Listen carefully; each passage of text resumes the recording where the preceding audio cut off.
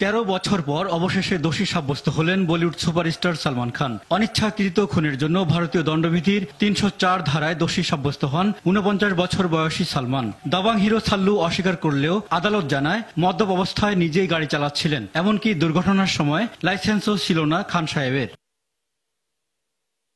হিন্দি রূপালী জগতের এ মহাতারকার ছন্দপতন যে ঘটনায় তার সময়কাল 2002 সাল। সেপ্টেম্বরের এক রাতে মুম্বাইয়ের বান্দ্রা এলাকায় নিয়ন্ত্রণ হারিয়ে ফুটপাতে উঠে যায় সালমান খানের গাড়ি। এ ঘটনায় ফুটপাতে ঘুমন্ত এক ছিন্নমূল ব্যক্তি মারা যায়, আহত হয় আরো দুজন।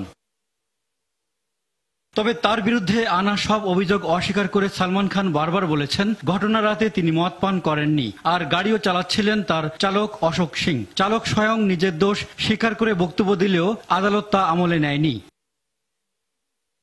1988 সালে বিবি হো তু আইসি ছবির মধ্য দিয়ে হিন্দি চলচ্চিত্রে যাত্রা শুরু সালমানের। পরের বছর ম্যায়নে প্যার কিয়া ছবিটি সুপার ডুপার হিট হলে আর পেছনে তাকাতে হয়নি এ লাভার বয়ের।